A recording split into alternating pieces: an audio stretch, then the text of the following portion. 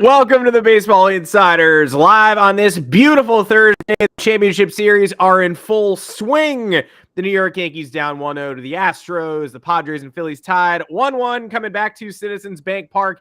And MLB Insider and Fansided Zone, Robert Murray is with me as always. Robert, how you doing, man? I'm great, man. I'm here with you, so it's already a great day. How are you? Good. I feel good. I look okay. I slept a little bit. I am alive. The New York Yankees, not much of an effort in game one of the CS, but I tell you, I'd rather be in the CS than out at the end of the DS. And I think that is sort of a common feeling amongst the fan base, but we are still waiting for them to wake up a little bit. The NLCS certainly looks more interesting to me at this point in time. Yeah, I'll tell you what a great series that one is. Obviously, game one, the Phillies handled that one pretty well. Zach Wheeler was dominant, and then yesterday, Philly ended up going out, got that 4-0 lead early on. Oh yeah, and then the Padres did what the Padres do, and Manny Machado and Juan Soto ended up taking over. And I'll tell you, I love watching the Padres play baseball. Because when they're clicking, man, that offense is humming. Their pitching is very good. And then they hand it off to that bullpen with Robert Suarez and then Josh Hader in the ninth inning. I've spoken about Hader a lot, but that trade just looks even more brilliant than it did before. And my laptop is about to die. I'll be right back. Oh, boy. All right, I'll hold down the fort until then because I do want to start talking about the NLCS, which seemed to be a coin flip at the start, right? I don't think anybody thought, well, this is the 5 and 6 seeds. One of these teams is going to run train on the other one and absolutely just plow forward. Distinct home field advantage for both teams. We saw the Padres and Phillies both reel off 2 extremely dramatic wins on their home turf, upsetting quote-unquote superior opponents in the first round. You've expected a little bit of lunacy in this set, but then the Padres go down 1-0, get buzzsawed by Zach Wheeler. Wheeler gets pulled early. Everybody bemoans the Phillies bullpen. It doesn't seem to matter at all because Sir Anthony Dominguez has leveled up in this postseason. And Jose Alvarado gets a botched double play behind him and is still like, whatever, I got this. And ends that game pretty quickly right after that. And then the Phillies take a 4-0 lead in game 2. And you're like, how did we end up in sweep territory here? Because the Phillies are about to bring this home without Nola and Wheeler, but still up 2-0, you sort of start to think this is getting done in 5 at the very latest. Yep. But an immediate comeback, Bell dinger, Brandon Drury dinger, it's 4-2. Nola collapses, and the collapse is fostered by his brother, Austin Nola, which has to sting.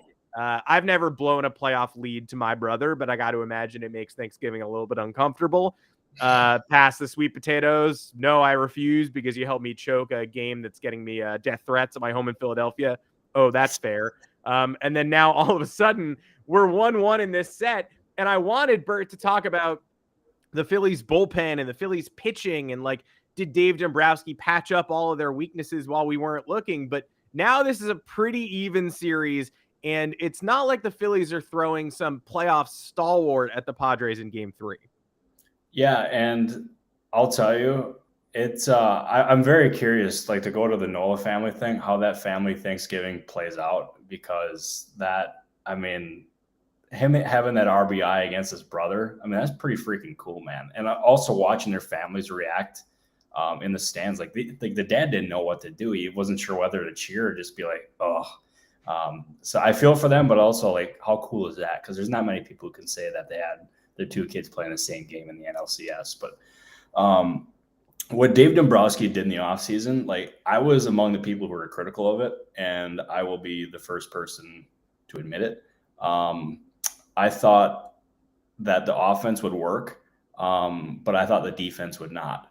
And the defense I was not alone in having that fear. I thought the defense would end up suffering pretty substantially, especially once Bryce Harper ended up getting hurt earlier in the year, and he was forced to be the DH, which put both Schwarber and Castellanos in the field. But they've made it work. It's a credit to their pitching. It's a credit to their other players on defense too, especially Brandon Marsh, because that was another reason why they traded for him, is because they really liked his defense in the outfield, and they thought that would end up helping with those 2 guys out there, and Castellanos and Schwarber. But Yeah, it's they're not perfect by any means, but they have all the recipes to like be a very strong team. I mean, obviously we're seeing it right now. When it's clicking, like they're among the best in baseball, and here they are. And Dave Dombrowski once again builds a winner with a different team. We talked last episode about how we'd love to have him no matter what the carnage. Also, maybe there's a little bit less carnage than is typically reported. It's not like the Red Sox farm system is empty and not all of that time Bloom. Tristan Casas is him. I believe Ceddanne Rafaela is him. I think a lot of the names you're hearing coming out of the Red Sox farm system are Dombrowski. Obviously, the Tigers were left with a bit of a wasteland, but I would say that a competent executive probably could have dug out of that sooner, and the Tigers haven't exactly had competent leadership in Dombrowski's wake. Then now what we're seeing is a Phillies team that had a chance to stomp on some throats. The Padres have not been tested in this round in a long time. And so I think it was fair to say, okay, maybe they turn back into a pumpkin, underperforming second half team, right? A lot of that was Hader melting down and Soto having to live up to high expectations. But, they lose the first game pretty sleepily. They're down 4-0 in the second. You don't exactly expect them to rampage back like a seasoned champion. And then all of a sudden, the Padres tie the game up, tip it on its head, run over the meaty middle of the Phillies bullpen. Brad Hand is never somebody I really want to see in a high leverage opportunity like that. And he was could not find it yesterday. And then all of a sudden, they do the thing that truly great teams do, where they take an early deficit, get punched in the mouth, come back, don't stop the fight, and then eventually tip it way in the other direction. And they end up kind of running away with that. Game 3 is now Ranger Suarez and Joe Musgrove on the road for San Diego in Philly. But what do you foresee there? I mean, is it advantage Padres now, or is Philadelphia going to be able to weather that blow and ride the home crowd into a representative game 3? Yeah, I think that home crowd thing is a legitimate advantage for Philadelphia because playing there is not easy. You talk to different people who've played in Philadelphia, and they talk about just how rowdy it is and like the atmosphere. And we've seen Bryce Harper and Kyle Schwarber come out and say it's the best playoff atmosphere they've ever played in. But that being said, it goes back to the Padres being able to overcome these early deficits. Bob Melvin is very good at having his teams overcome adversity. Obviously, in Oakland, he was dealt with a less than ideal hand of having a very low payroll, but yet every single year, for the most part, they were in a position to be in the playoffs or even did make the playoffs. And this year, obviously, they've overcome losing Fernando Tatis Jr. They've overcome these early deficits in the playoffs. And it's got them to this point. It's got them 1-1 going to Philadelphia for 3 games. I would not bet the Padres out in the slightest. I still have the Phillies winning this series, but I'll tell you, man, Bob Melvin was a phenomenal choice. Like that clubhouse was in so much trouble after the end of last year, and they needed to get that hire right at manager. They hit an absolute home run with Bob Melvin. They couldn't have done it any better. That's one of those scenarios too, where when you're dreaming up the ideal managerial candidate, when you have a space to fill and you're sort of sifting through this group of also rans and second chances, you're thinking about, trying out another unproven 41-year-old or going with somebody who's 52 and has already flamed out elsewhere. And you're kind of like, I don't know, like I'm either going to have to uncover somebody or give somebody a second chance who's already failed. And then all of a sudden, like one of the agreed upon best managers in baseball with the Oakland A's is just free for you. It's like, oh, well, that was way easier than I expected because now I can just hire somebody who's an acknowledged genius. And, managing the A's, like you said, is built in adversity. It's like no matter how good your team is, you could be better because you could spend. A lot of Cleveland Guardians fans this week being like, wow, it took the Yankees all that to beat a team with a $62 million payroll. And all of that sort of just an indictment on that team. Like, you could just maybe increase your payroll. Same thing with the A's. It's like they would make the playoffs over and over again and then have to say things like that. Well, what do you expect? We only have X payroll. And it's like, but you could have more if your ownership wanted you to. And now Bob Melvin is experiencing that. He is, and he's a very lucky man for it. He went from the team that spent like the least in baseball to going to AJ Preller, which that has to be an absolute roller coaster for him. And it's got to be a complete breath of fresh air, because never in a million years could he have imagined being on a team in Oakland that would go out and acquire Juan Soto, Josh Bell, Josh Hader. I mean, all these guys at the deadline. And one deadline, I almost called you Carm. I'm still getting used to this, Adam. It's okay. But it's cool. He deserves it. Like, he's one of the best managers in baseball, and now he's finally being paired with a equally talented lineup and roster overall, and we're seeing it pay off. Like, they slayed the dragon in the Dodgers, and now they are on the cusp of going to the World Series. It's pretty impressive. It's pretty cool for them. Say what you will about how it's going to end. We're not sure yet, but it absolutely does leave them on the edge of the World Series. Objectively, they are just 3 wins away. Talking about excellent managers, though, on the other side, you dropped me a nugget earlier today that potentially a surprise managerial candidate from this series has emerged who's going to get a look once the regular season and postseason end. What more can you tell me about that? Yeah, good segue. That was very, very well done by you. But Dusty Wathan, a Phillies coach, is generating managerial interest from the Kansas City Royals and also the Miami Marlins. I believe he is interviewing with the Royals today. He is somebody who's been on the radar of teams in the past. And from the job that he's done in Philadelphia, he's gotten rave reviews from people behind the scenes. It wouldn't surprise me if he does get a job this year, but like, he's certainly getting interest now. And yeah, he's somebody that's on the radar of teams, and I'm sure is going to continue to stay on that radar if he doesn't get a job this year. Yeah, and there's no more of a sure thing than the team that lasts longer in the playoffs than anyone expected. All of a sudden, like, their ancillary coaching candidates become significant pieces of the offseason conversation. You make yourself known by surviving in the postseason, whether you're the manager or whether you're a bench coach, pitching coach, third base coach, etc. It's how a lot of people have risen to prominence in recent years. Let's talk about the other side of things. Let's go to the American League for a sec, because you and I were both on the Guardians. Neither of us were shocked that the Yankees-Guardians series was extended all the way to 5. I had the Yankees advancing because I had to for my own mental health, but I did think it was going to be as tight as possible, and it was. The Guardians had ample opportunity to come back in that last game. They don't start Aaron Savale. That thing really could turn out differently. 2 rainouts in that series. 1 benefit of the Guardians, 1 benefit of the Yankees. Wild 5-gamer. But the Guardians, whether the fans want to hang their hat on being the youngest team in the thing and getting this far as the youngest team in the tourney, they can do that. But you and I both agree the future for the Guardians is very bright. The postseason experience is probably invaluable to these guys, but now it's time to sort of take it to the next level. Jose Ramirez was hurt. He's going to have wrist surgery. That helps. A healthy Jose Ramirez will help.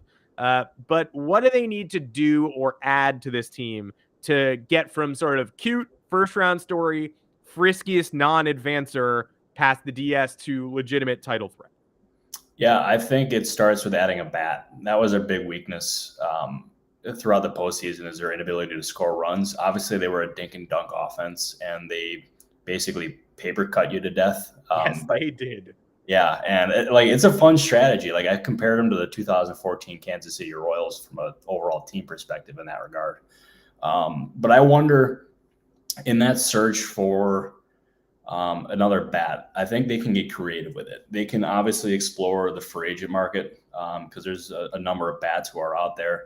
They can explore the trade market. I'm still trying to figure out who exactly is going to be on the trade market. So, like, I'd love to give you names now, but like, I'm still in the process of figuring out who that could be. Yeah. But if they want the creative aspect with this is they have a plethora of starting pitching, and I wonder if Zach Plesac could be somebody that they float to try to upgrade the lineup, or just even float to upgrade other parts of their roster. And I mean, he was part of trade speculation at the deadline. It actually kind of caught me off guard that he wasn't moved. So I wonder if we could have those talks resurface again in the offseason here.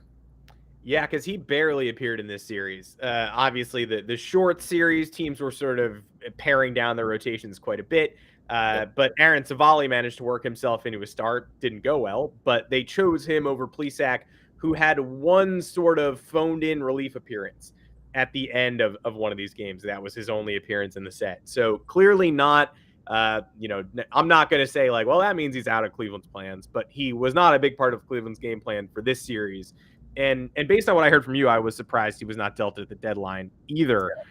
Now, in terms of Cleveland's future, I have something I would love to raise with you, because the Guardians did get a rain out of the night that they intended to play Game 5, which gave the Game 2 starters a chance to come back on short rest. The Yankees said, great, we're going to do that. We're going to start Nestor Cortez. We're going to take full advantage of that. He went 5 great innings. The Guardians had the chance to do the same with Shane Bieber, who started Game 2, and they were very adamant that they were not going to do that. Now, he's had shoulder issues. People were having a lot of conversations about, well, the future's more important than this Game 5, etc. Then you saw some sort of devious conversations of, well, he's not even going to be here, so why do we care about his future? Like, might as well get as many innings out of him as we can while he's still here. Ultimately, Terry Francona sided with, let's protect the man, or maybe he just didn't think he'd get that effective on 3 days rest. But how do you feel about the long-term thing? Do you feel like his future is in Cleveland? Do you feel like the fans who were obviously ruthless in saying, use him up now, do you feel like there was a kernel of truth in that? How much longer do you think he's part of the plan here? I would not be surprised at all if Bieber is traded by the Guardians at some point. I don't think we're at that point yet. But the Guardians have a history of trading their starting pitchers before they're due that big payday. And Bieber seems like the most obvious candidate besides Zach Plesac to be like on the move at some point in the future. And I give Terry Francona a ton of credit for not pushing his guy to start him on 3 days rest. He's always going to end up siding on his players' long-term outlook and wanting to keep them healthy. And I think players respect that. And it's why he's one of the most respected managers in baseball, is because he looks out for his guys. But with that decision, obviously it's going to be second guessed ever since Savali got lit up early on in that game and they were basically out of it from the get-go. But you can't push a guy because he's not going to end up being there in a couple of years, or he might not be there in a couple of years. That just would be malpractice, and anybody who does that should get ripped. But yeah, I don't have any issue with not having him start that game. But as far as his future, boy, I mean, there's going to be a long list of teams that are going to be after Shane Bieber, let me tell you. Yeah, I kind of was getting the itch when the Yankees were messing around at this year's deadline a little bit, and obviously needing to add pitching. And none of the names you were hearing made a lot of sense, because I didn't think they'd get Montas. I didn't think they'd get Jose Quintana. I didn't think they'd end up – I thought it was sort of Castillo or mystery candidate. Yep. And when I started looking through the mystery candidates, I was like, man, Shane Bieber makes a lot of sense. The Guardians are good, not great. They're not leading the Central. I don't know if he's going to be a long-term fit there. It wouldn't like my jaw wouldn't be on the floor if the 359 tweet hit that was like the Yankees are finalizing a deal for Shane Bieber. Then the Guardians kept him, went on this massive run, quieted that conversation, made me feel like a fool, but I can't really shake it for the offseason either.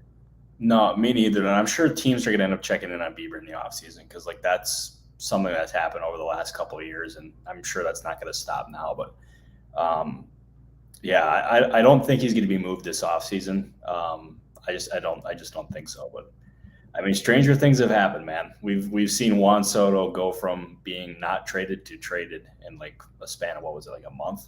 So I mean, if that happens, I mean, you never know. That was 100% a situation of like, oh, so he rejected the last extension offer, but obviously he'll be a Nat for life, so who cares? Oh, he plays in San Diego now. Interesting. Yeah. I'll tell you, I'll never forget where I was when that report dropped that he was on the block. I was boarding a flight to the All-Star game, and I got the notification from Rosenthal. I let out like a holy shit, and then I texted Ken. I was like, hell of a scoop, man. And I mean, that's the kind of scoop you dream of. And man, having Soto go from not being traded to rejecting that trade offer to then that entire situation with him being moved, that was probably the most memorable time I've ever had in baseball. Like, that was legitimately freaking cool. I did not get much sleep though, so that kind of sucked though. No, it was funny because I was boots on the ground in LA already for the All-Star game. I'd flown in the night before and was like waking up just trying to get some coffee. And your mind is racing in a million different directions, but you're sort of immediately like, can my team put together a package for Soto? Well, it would be the 9 most famous people you've ever heard of. Okay, probably not. And then you're like, it'll be the Dodgers, won't it? And then you're kind of walking down the street looking at all the Dodger fans you pass in LA, like, you don't even know you're about to get Juan Soto, you smug bastards. Sipping your lattes, eating your apricot danishes. You have no clue, but somehow the Padres outfoxed them. Somehow the Padres outlasted them in the postseason. So who knows? And yeah, unreal. And it makes me wonder what the Dodgers might do in the future, especially this offseason to try to I don't want to say catch the Padres. I mean, at this point, you can say catch the Padres because they beat them in the postseason, but to make sure they stay atop the NL West for the long-term haul here. Yeah, and let's talk about the Dodgers in a second. But first, I just want to take one question from the comment section. Alex Rude asking if there are any other updates on other managerial searches. And I know you and I were talking a little bit before this episode about Jason Varitek's wife, Catherine Varitek, tweeted a list of cities that have openings. It was like Miami, Chicago, ... Start thinking a little bit more about Jason Varitek maybe getting that chance. Obviously, it's pretty early for these things to be settled, but are there any names beyond Dusty out in Philly that you're hearing thrown around a little bit? Yeah, it's been interesting in the fact that a lot of these teams, like the Rangers, the Marlins, the White Sox, the Royals too, like they've all kept these searches relatively quiet. But one of the more prominent names in all these searches, I think, is Joe Espada. Mm-hmm. And Joe Espada, he's a guy with the Houston Astros bench coach who's been highly regarded. And he's interviewed for jobs in the past. He was the finalist for the Giants job before Gabe Kapler. I think if he's not number one, he's like pretty high up there for most of these teams. So I think this is going to be the year that he ends up getting a job. But something that I've heard from a few different people throughout this entire process is that Kim Ng in Miami, she's now in full control. She's like, this is her team now. She doesn't have other voices influencing the roster or other decisions that they make. In these interviews in the managerial interviews, she's impressing big time. They talk about her analytical ability, just her vision, just everything that she's presenting to the table is extremely impressive. So I'm liking the early sign that I'm hearing from the Marlins, which is a nice change of pace considering they've been not so great in the past. Yeah, and Espada is another example of that phenomenon of, former Yankee, former Astro in the spotlight in the postseason every year. If you're looking for a candidate, you're looking for the guys who are lingering around the most successful teams in the sport, and Joe Espada has been one of those for a long time.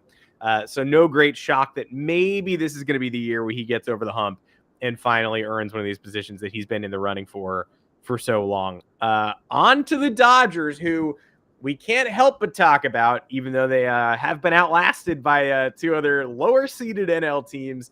And for the Yankee tier drinkers out there, we will get to the Yankees and Astros ALCS. I'm just going to wrap with that because that's, the active series. We'll talk about it. I'm not going to ignore it. It happened. But I do want to get, Bert, your insight on some of these Dodgers thoughts because they, for better or worse, are the highest spending team in baseball. They walk away from most offseasons with a superstar. This season, it was not enough. For whatever reason, flawed playoff format, rest versus rust, Dave Roberts, strange decision-making, who knows? But you wouldn't put it past them, even with their embarrassment of riches, to go forth and add another superstar or 2 this offseason. You've been all over the DeGrom beat. Makes sense to me as well after you watched this rotation of 5 starters fall a little bit short. But there were a couple other rumors floating this week. There was a Mark Feinsand, Trey Turner destinations piece that indicated the Dodgers might be amenable to lowering their interest in Turner a little bit, putting him on the back burner in favor of preparing a huge run at Aaron Judge. I don't know if that's sort of too outlandish or if that's honestly in the realm of possibility or just supposed to bother the Giants. But On the Turner element of everything, are you hearing anything about their interest cooling, warming? Did this postseason endear them to Turner even more or sour them a little bit?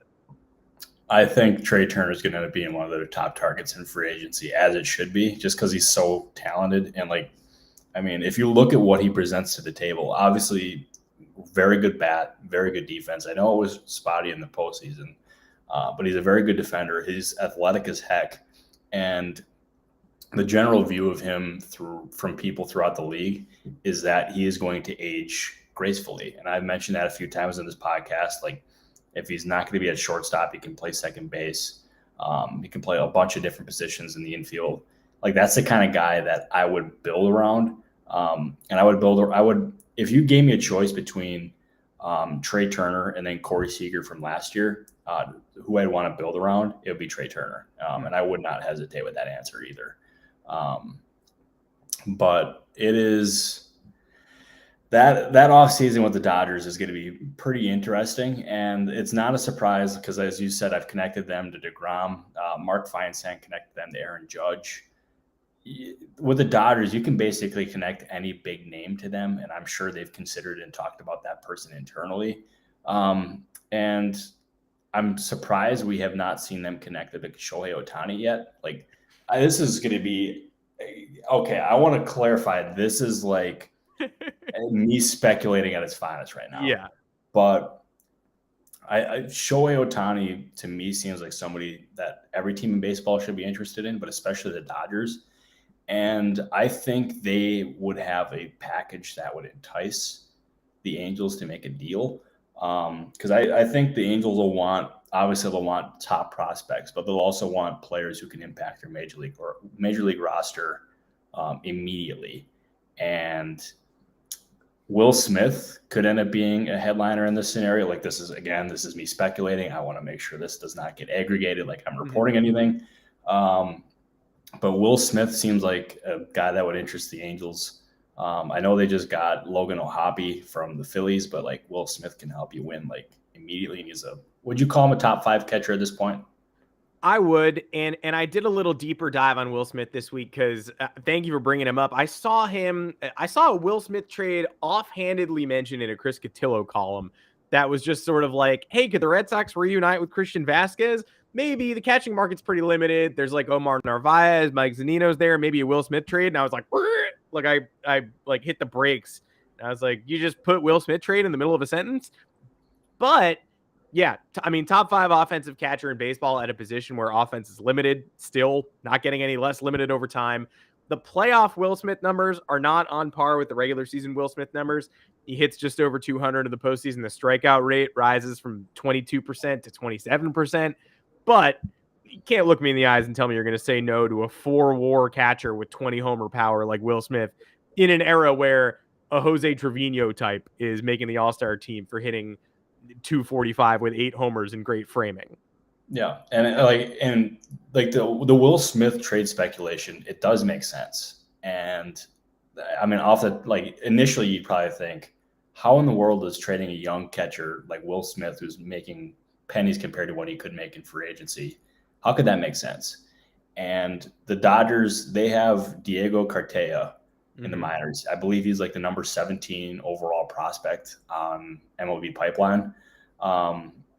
You have him waiting in the minors. And I mean, if you man, I'm telling you, man, like, I'm sure the interest in Will Smith this offseason is going to be massive. And the Dodgers are in a position now where they do not have to trade Will Smith. But if you listen and you get blown away with an offer, you can pull the trigger on that deal. Then you have Austin Barnes, and then you can have Cartaya, and you can bring him up slowly. If you remember correctly, through like in the middle of this past season, the Dodgers extended Austin Barnes. It was for 2 years. So they got him for another year or another 2 years now. So they can bring along Cartaya slowly, have a veteran mentor there if they do trade Will Smith. My guess, Will Smith goes nowhere, but you can never say never, especially if one team just was like, we want Will Smith and we're going to do whatever it takes to get him. Yeah, Cartaya is super young, mashed this year. There's no, objectively was great. A 21-year-old coming up through the low minors, probably going to start next season at Double-A. It's just so funny how much talent the Dodgers have amassed behind the plate and how little anybody else has, to the point where Keibert Ruiz was knocking on the door of the big leagues, but they had Will Smith and they had Austin Barnes, and he might have been the easiest to trade top prospect ever, because it was like, he's 23, he's ready right now, but if he stays here, he's our third catcher, so somebody's got to want him. And then he was the headliner in the Scherzer Turner deal along with Josiah Gray. And it was like a perfect storm where it's like, got to get rid of him, already have talent at the position, and have Cartaya in the pipeline under him. Now all of a sudden, Cartaya's climbing up. He's not gonna be down there forever. He's not 19 anymore. He's probably not ready. Not gonna be your opening day starting catcher, but the clock is ticking there. It's been a year and a half since you traded Ruiz. He's ready for a promotion. Like Miguel Vargas rose from Double-A to the bigs this year.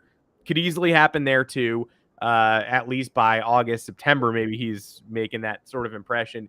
So I would not be stunned either if Will Smith is a headliner. They pair Barnes with like a Mike Zunino type who's available, or Narvaez, not Wilson Contreras on a 4-year deal, but a slugging catcher with great defensive metrics who can split duties with Barnes and is a 1-year, $6 million flyer and allows them to upgrade the pitching with like a Jacob deGrom type, and then in floats Cartaya. I'll tell you, it's a pretty good sounding scenario right there. I mean, that's just one of the many things that this team is going to end up considering. And it's like the catcher position, especially like the Mike Zunino drop. I thought that was a good one. I forgot that he was going to be available. It's like another name that you ended up dropping there, Omar Narvaez. I thought it was really interesting because the Brewers shopped him at the deadline. I was pretty convinced he was going somewhere. One team that I know did homework on him was the Houston Astros. So maybe, they ended up getting, what was it? Who did they get from? Christian Vasquez. Yeah. Yeah. So they're going to have plenty of options if they end up trading Austin Barnes or whatever, or not Austin Barnes, if they end up trading Will Smith. But man, I'll tell you, there's certain teams, especially the big ones, the Yankees, the Dodgers, the Giants. I'd even throw the Padres in there because you never know with the Padres. A lot of these big teams, they're going to have fascinating off seasons. Did I not even mention the Mets? I mean, all these teams are going to end up this off season could end up being wild. That's all I'm going to say about that. Yeah. I'm ready. Omar Narvaez's numbers this year, not great. I just checked through them. No, they were not pretty. No, not impressed. But hey, far be it for me. I couldn't do what Omar Narvaez did this year in the big leagues. But the Astros are in the ALCS. They're romping through the postseason. They start Martin Maldonado, and Christian Vasquez is the backup. Like, you can do it without a Will Smith type. Yep. There aren't a lot of Jorge Posadas sticking around anymore. The catcher position is defense first. If you hit 230 with incredible framing, you're like on a pedestal. You're Johnny Bench, you're holding 8 baseballs in your hand. So if the Dodgers are the innovative team, kind of surprising that they've got this offense first, solid defense catcher, and maybe they look to move off that at some point. Yeah, for sure. And also, not to segue here, but our friend Kurt wants us to mention the Tigers. And I will drop this for you, Kurt, the Tigers. I have something to add about the Tigers, and that is in Spanish, it's Los Tigres. See, you can only get insight like that anywhere, or you can't get the insight anywhere. Only at the Baseball Insiders. That's why you subscribe, everybody. Yeah, you gotta subscribe. Too. You gotta subscribe, because at the 35-minute mark, we're gonna be talking about the Detroit Tigers very briefly. That's a guarantee. God, I love it. That's sorry, Kurt. I apologize for being that guy. Well, you've got your manager in place. You got your GM in place. There will be plenty of Tigers talk this offseason, just not so much right now. No, exactly. But I think they're, as I've mentioned on the show before, they're in a very good position. I like that Scott Harris hire should have you very excited. But also another one too, because there was a question from Joshua Bettenker about the finalists for the Marlins job. And I wanted to address this because this one interested me pretty good here. The Marlins, they've interviewed a lot of different people. I mentioned Dusty Wathan before. They've talked to Joe Espada. They've interviewed him. And they've interviewed a bunch of other people. But from what I understand, they have second interviews lined up with Matt Quatraro with the Tampa Bay Rays and Espada. So those are two of the guys that they have bringing in for second interviews. Don't think we have finalists yet, but like they're starting to narrow the field down a little bit. So I guess you can say they're making progress there. Yeah, I was a Quatraro guy. That was like that was the one I was looking for. If the Yankees felt like replacing Aaron Boone, clearly they didn't. Clearly they still don't. But that's a big interview. And I think he's going to succeed wherever it is that he starts his managerial career. We are we put the fire. We started the fire on Dodgers, and I think we. It is funny. We did just do like 7 minutes on Will Smith, and I think that's really exciting. But you also mentioned a Shohei Otani trade, and we were just kind of like, you were like, Shohei Otani, you know, the Dodgers, you never know. Will Smith could be a headliner. And I was like, ooh, let's spin that off and talk about Will Smith. But in reality, we could talk about Otani too. Oopsie. Yeah, I mean, the Otani quotes this week were sort of eye-opening, but not that shocking. I mean, people were making a mountain out of a molehill, him saying that he had a rather negative impression of this season. That was the quote. But the real quote was, I have to say that August and September in particular felt longer to me than last year. We were not able to play as many good games as we would like, including 14 consecutive losses. So, like, yeah, that sounds really unpleasant. It's not really groundbreaking for him to say, hey, you know what I found? You know what I disliked? Losing 14 straight games, my manager getting fired, and not making the playoffs again. But new ownership, does that lead to an Otani trade or an Otani extension? That's sort of the question on everybody's lips. And we talked about this with the DeGrom market. If he gets traded and he'll need an extension, it's not like every team is involved in that mix. So why not the Dodgers, right? Like, what are the other big pocket teams that could reasonably just pull off an Otani trade? Yeah, I mean, you mentioned the first one, the Dodgers, and that's it for me. Yeah, like they make a whole lot of sense to me, especially if they're willing to part with Will Smith. I think that could end up being a very intriguing frontliner for them. I also would not rule out the San Diego Padres, just because AJ Preller does things that not many other executives are capable of. And that's also a credit to their ownership and Peter Seidler in San Diego. Honestly, all 30 teams, well, all other 29 teams should be in the mix for Shohei Otani. And I would imagine like the Mets would probably have some interest because Steve Cohen likes to spend a lot of money. And Billy Epler has a very strong relationship with Otani. Like he recruited him over and like convinced him to sign with the Angels when he was the Angels general manager. And those are two of the things that are very important for Otani is one, winning. He wants to win. And those comments that he made pretty recently would seem to indicate he has not changed that feeling, nor am I surprised that's the case. And two, he values relationships. And that relationship with Epler could prove crucial either in a trade, although he does not have no trade clause in his contract, I believe, so he does not have that leverage, but also in free agency too, where he like that relationship with Epler can end up being pretty crucial. But this all leads me to my main point about Otani. The interest in him is going to be massive, as it should be, but will they actually trade him? Here's where I'm at with that. Is my guess is probably not, because I cannot envision Artie Moreno being the owner to trade him. I can't see that. I can't see him wanting to do it. Obviously, that new ownership or him trying to sell the team could end up playing a factor here, but I still don't think he's going to be traded. But that's not going to prevent teams from calling. Man, if we thought the Soto trade was unprecedented, just wait for a potential Shohei Otani trade because that could be pretty nuts.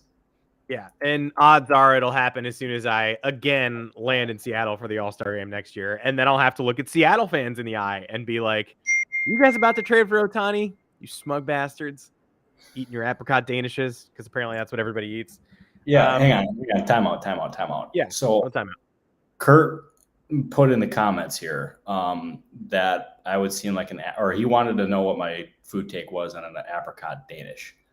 I was today years old when I learned what that was. What in the absolute world is an apricot Danish? That's a thing? This is a very specific poll, just because that happens to be what I was eating in Los Angeles when I got the Juan Soto news.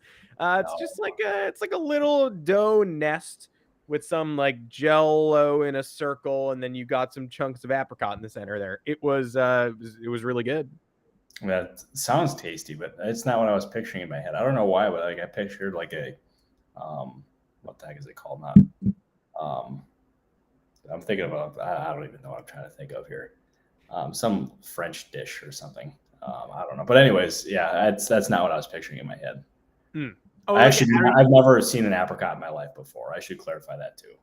Okay. So it's like a little orange, delicious dried fruit often, but you can also have it non-dried. I don't want to say wet fruit. It's not a wet fruit, but just a normal fruit. I feel like French-wise, yeah, it is. It's like a peach. I feel like French-wise, are you referring to haricots verts, which is green beans in French? Dude, green beans, disgusting. They should be thrown off a bridge or something or whatever. They're gross. I would never do a green bean Danish. I would never do sweet green beans. I think sorry to my followers. Sorry to the haters and losers. I don't like sweet green beans. Johnny says a blueberry Danish is better. Sure. I mean, who am I? I'm not going to say no to any Danish. Yeah, that sounds pretty tasty to me. You can't go wrong with blueberry. I feel like that's a pretty safe one. Yeah. And Dodger blueberry looked pretty good on Cody Bellinger for the majority of his career. But that may be coming to an end. That's the final Dodgers point I want to hit before we move on. Yeah, the Yankees are still playing. We'll talk about them too. But Bellinger benched for the end of the postseason series with the Padres. There was already talk about him being a non-tender candidate last season. He got a raise instead. Now it seems sort of safe that his fate has been sealed. But do you foresee his future being elsewhere? And I'm sort of presuming that you do. And then if you do, who are the teams that you might think would give him a chance to bounce back? Yeah, I think he's a very strong non-tender candidate this year. And a change of scenery could do him a lot of good. But I also wonder if he would leave the division, because the team that immediately popped into my head, Adam, was the San Francisco Giants, who have Farhan Zaidi, who is very familiar with him, with Bellinger from their time in Los Angeles. And the Giants hitting staff is widely regarded as like one of the best in baseball, and has led to career years. I mean, last year especially, from all their older players like Brandon Crawford, Brandon Belt, and some of their young players too. And I wonder if the Giants could take a flyer there if he's not tendered. That's just me spitballing, but like it makes me wonder, like, is that possible? And I would not rule it out.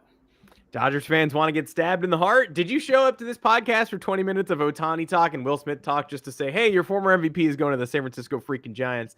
Well, there you go. I hope you enjoyed, Dodgers Nation. Stay tuned to the Baseball Insiders all offseason long.